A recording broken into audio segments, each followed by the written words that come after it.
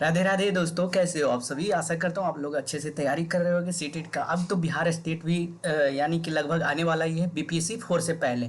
तो आपको जो है इस वीडियो में पेपर 1 का सब्जेक्ट कॉम्बिनेशन हम जानेंगे। यदि आप हिंदी से हो तो क्या क्या रहना चाहिए, आप उर्दू देना चाहते हो, साइंस में आप फिजिक्स से हो तो आपको 9th-10th में किस चैप्टर यानी कि कौन से सब्जेक्ट से सवाल आएंगे 100 नंबर के, ठीक है। और एग्जाम पैटर्न का वीडियो हम लोगों ने बना रखा है। तो सबसे पहले अब बात करते हैं हिंदी का। तो वैसे विद्यार्थी जिसका जो आप हिंदी का यानी कि पेपर 100 नंबर का पेपर रहेगा तो आपको हिंदी रहेगा 100 नंबर का, ठीक है। वो भी यदि आप बीए किए हुए हैं हिंदी से एंड बीएड रहना चाहिए, ठीक है। यदि आप उर्दू के सब्जेक्ट से हैं तो बीए इन उर्दू यानी कि उर्दू से आप बीए कर रखे होंगे एंड बीएड तो जरूरी है सभी के लिए। अब संस्कृत की, तो संस्कृत का बात करते हैं तो बीए इन संस्कृत यानी कि संस्कृत रहना चाहिए बीए में एंड उसके साथ बीएड।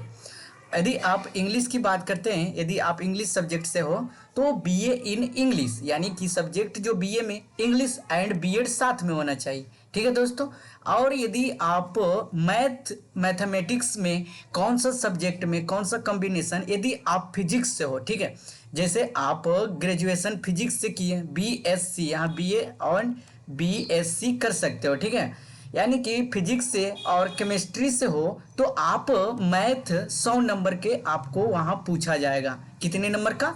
100 नंबर का। यदि साइंस का 100 नंबर कौन कौन से सब्जेक्ट में रहेगा तो ये सब्जेक्ट आपको बॉटनी, जूलॉजी और केमिस्ट्री का, और साथ में क्या, बीएड, ठीक है। यानी कि बीएससी किस चीज़ में किए हुए रहना चाहिए, बॉटनी, जूलॉजी एंड केमिस्ट्री, और उसके साथ क्या रहना चाहिए भाई, बीएड, ठीक है।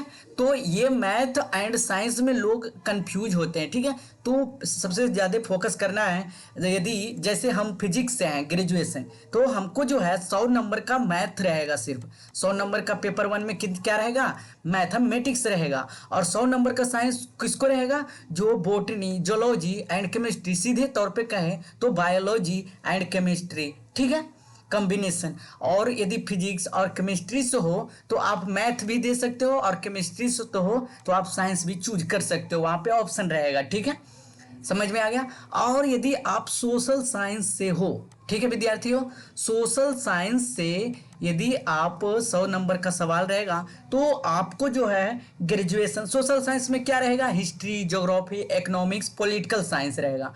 तो यानी 2 सब्जेक्ट यानी कि history, geography, economics, political science का कोई में से 2 सब्जेक्ट्स में आप ग्रेजुएशन कर रखे हो, या फिर एक सब्जेक्ट से, जैसे आप ज्योग्राफी से कर रखे हो ग्रेजुएशन तो आपको सोशल साइंस में इन सारे से सवाल रहेंगे।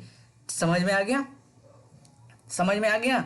यानी कि हिस्ट्री से हो तो हिस्ट्री से सवाल, ज्योग्राफी से रहेगा, इकोनॉमिक्स रहेगा, पॉलिटिकल साइंस से, और साथ में बीएड। ऐसा ना समझे कि ये अगर आपको कंफ्यूज कर रहा हो तो जैसे आप मान लो हिस्ट्री से हो, ठीक है, तो हिस्ट्री के सवाल आपको 100 रहेंगे, बाकी 30 रहेंगे एम ऑफ टीचिंग, और 20 रहेंगे, 5-5 सवाल रहेंगे, मिक्स्ड रहेंगे।